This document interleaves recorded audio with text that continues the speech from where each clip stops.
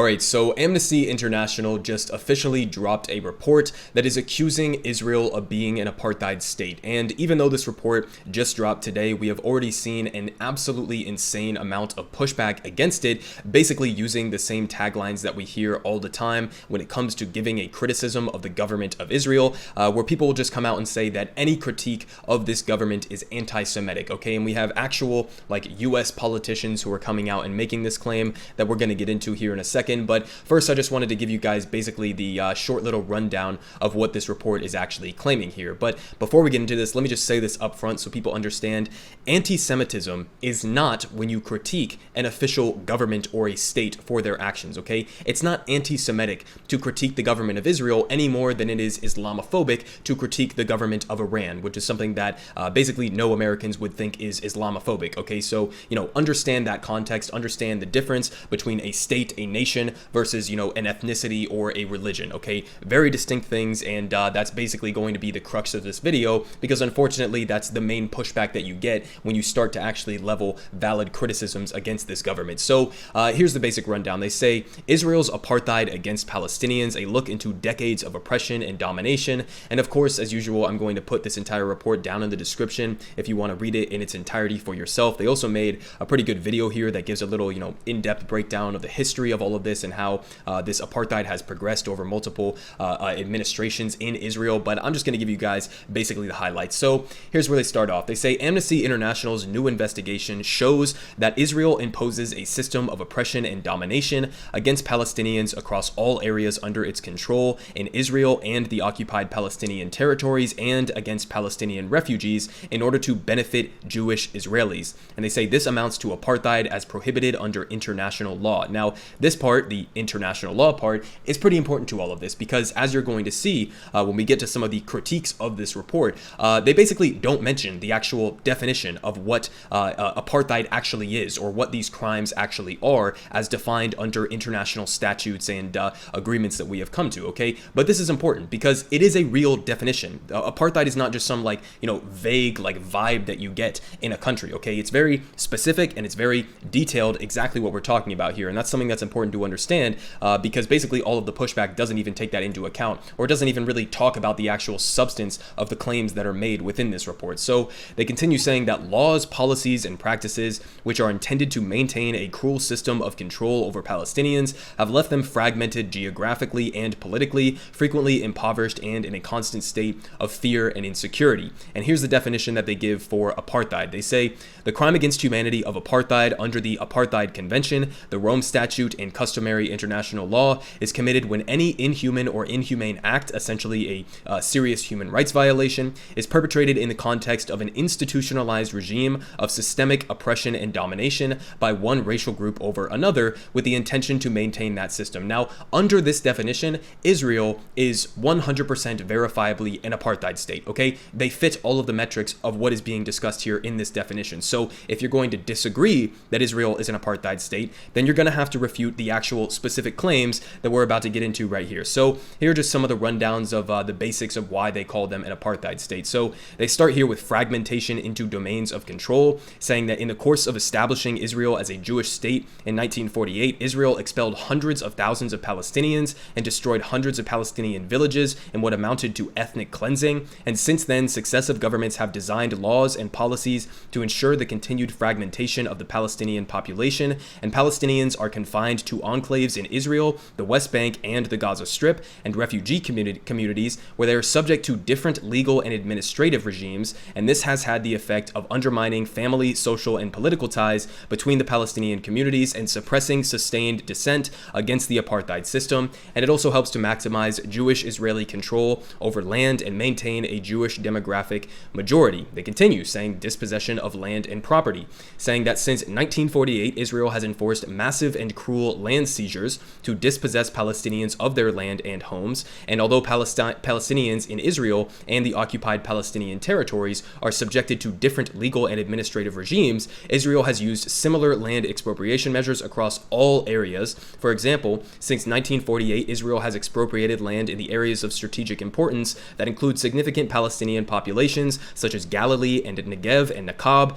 and used similar measures in the occupied Palestinian territories following Israel's military occupation occupation in 1967. Another portion of this that I've covered multiple times on this channel has been the ongoing displacement, the violent displacement of Palestinians from their homes in the neighborhood of Sheikh Jarrah, that is in eastern Jerusalem, which is illegally being occupied by Israeli security forces. And again, they're violently throwing these people who have lived there for decades, okay? They are violently removing them from their homes to be replaced with Jewish settlers, basically, okay? So, that's the kind of situation that we see on the ground, that we are seeing right now play out in real time. And if you want a great follow on Twitter, his name is Mohammed El Kurd. He's an actual resident of Sheikh Jarrah, and he's basically been giving a first-hand account of this entire experience throughout this entire process. But, understand again, from the judicial system that they have in place to the violence backed by settlers and their security forces, basically in every way imaginable, Palestinians in the occupied Palestinian territories, in the Gaza Strip, in East Jerusalem, etc.,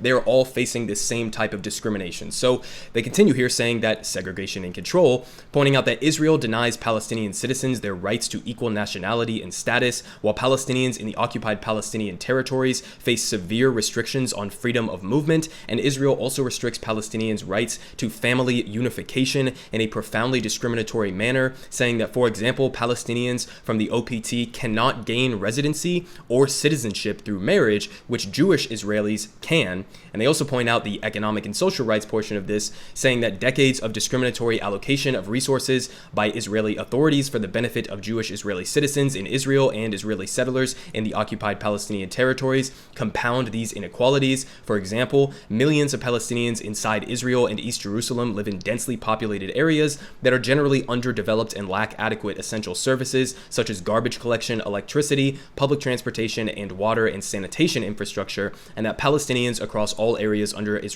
Israel's control have fewer opportunities to earn a living and engage in business than Jewish Israelis, and they experience discriminatory limitations on access to and use of farmland, water, gas, and oil, among other natural resources, as well as restrictions on the provision of health, education, and basic services, as well as also the ability to construct new homes, where Jewish settlers are given the ability, even though it's illegal under international law, to go and expand these settlements into the West Bank, for example. And Palestinians who try to construct their own homes, they'll come out there and they'll say, oh, you didn't have a valid permit, okay? Even though they don't really give out permits to Palestinians, they only give them out to Jewish settlers, and then they'll go and demolish Palestinians' homes, basically. But all of this basically adds up to the undisputable fact that on the ground, the nature of what is happening in Palestinian territories and in Israel, it's an apartheid, okay, and is an apartheid that is being enforced by the government of Israel, okay? So these are all, again, very specific claims. The reason why I wanted to get into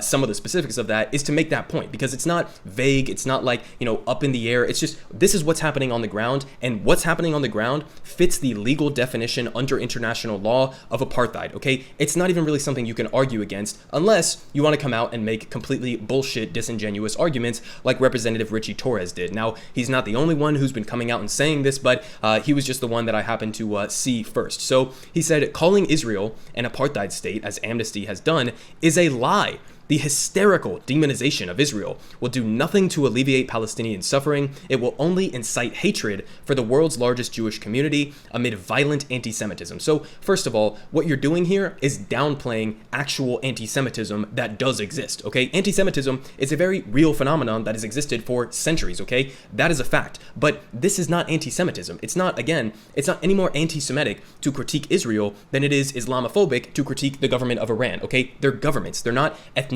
They're not a religion, okay? The people who live in Israel, as well as Jewish people who live in the United States and around the world, they're not a monolith. They don't all agree with every single thing that the government of Israel does. A great example of this would be somebody like Bernie Sanders, who frequently critiques the government of Israel. And yeah, believe it or not, he was literally called an anti-Semite, okay? Even though he has a Jewish heritage, okay? So it's completely ridiculous to label this as anti-Semitism. It's not only disingenuous, but it's actually downplaying real anti-Semitism that does exist in the real world. But again, he says it's a lie. It's a lie to call them an apartheid state. How?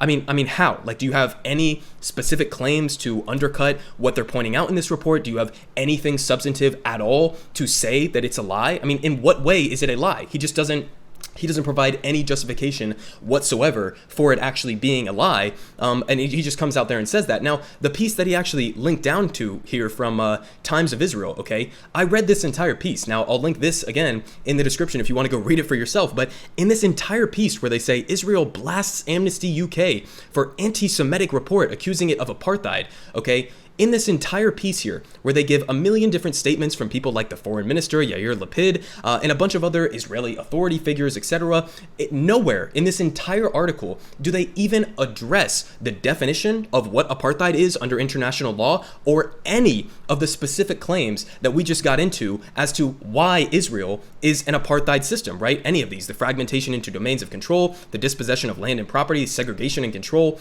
deprivation of economic and social rights. They don't mention any of that. They don't even touch on it. All this is 100 different ways of saying that critiquing the government of Israel is inherently anti-Semitic. Okay, that's all they have. They're just throwing shit at the wall. They have no actual pushback to the substance of what is verifiably happening on the ground. So they just have these reactionary takes where they just sit back and say, well, you must be an anti-Semite for having this criticism. It's like, if you can't actually address the substance, then I'm going to be inclined to believe a report like this that actually gets into the details and the substance of what's happening on the ground. You're just saying they're anti-Semitic for what reason? I mean, literally what reason? There's no specifics at all. And again, this is an actual congressional representative who's just saying it's a lie with no justification whatsoever as to how it's a lie. And again, this is not something unique. I covered on this channel just about 3 weeks ago or less than a month ago of how this tactic is deployed every single time there is a valid critique of the government of Israel, or when there's just blanket support for Palestinian people. Okay, even in the mildest way possible.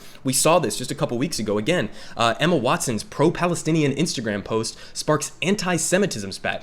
Okay, let me show you the post first. Okay, this was the post. She just posted, solidarity is a verb, and then you can see back there's like a peaceful protest going on. Okay, solidarity is a verb, and then she posted this poem that's like a totally, tepid and mild poem, just saying that we should all show solidarity with people around the world. Even though somebody else's pain isn't my pain, I should show solidarity with them. That's all that any of this is saying. It's saying solidarity is a verb, okay? Very, very mild and tepid stuff for her to post, right? But credit to her for doing this. The response to this, okay, was the former and current UN representative from the government of Israel who said that this is anti-Semitic. Okay, official representatives that they choose to send out to represent them on the global stage were calling this post anti-Semitic. Okay, so again, that's how serious you should be taking them, because it's not anti-Semitic. Okay, it's not anti-Semitic to say you should show solidarity with people who are facing an apartheid. Okay, that's not anti-Semitic at all in any way, shape, or form. So it's completely ridiculous. It's laughable at face value,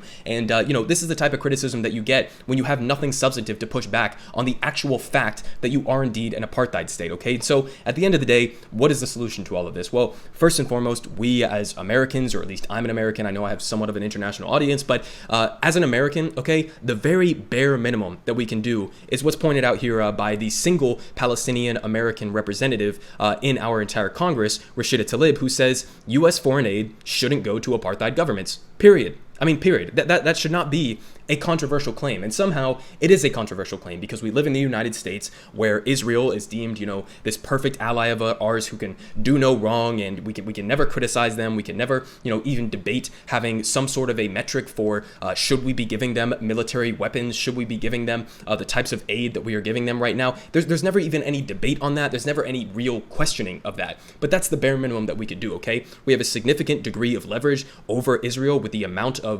military aid, especially that we give them. We give them roughly over $3 billion in military aid and logistical support every single year that they are going and turning around and using against innocent Palestinian civilians. Okay, so we do have a certain degree of leverage as Americans in trying to pressure our government to stop giving Israel unconditional aid. Okay, we should not be giving, as Rashida Tlaib was just pointing out there, we should not be giving these governments, apartheid governments, aid. Okay, we shouldn't be doing that. Just the same as we shouldn't be, selling weapons of war to a government like Saudi Arabia that's then turning those weapons on innocent civilians in Yemen. Okay, it's the same sort of dynamic here. It's a very baseline, fundamental thing that I don't don't think any reasonable person could disagree with. So that's the bare minimum. We shouldn't be giving them aid, especially military aid. We should be, trying to pressure them. We should be doing everything in our power to point out the actual reality on the ground, as Amnesty International was pointing out there, that yes, it is an apartheid government. Yes, they do commit frequent war crimes against innocent Palestinians, okay? So that's the actual reality of what is happening on the ground. Don't listen to anyone who's trying to say that it's anti-Semitic to criticize this government, okay? They deserve the criticism that they are getting.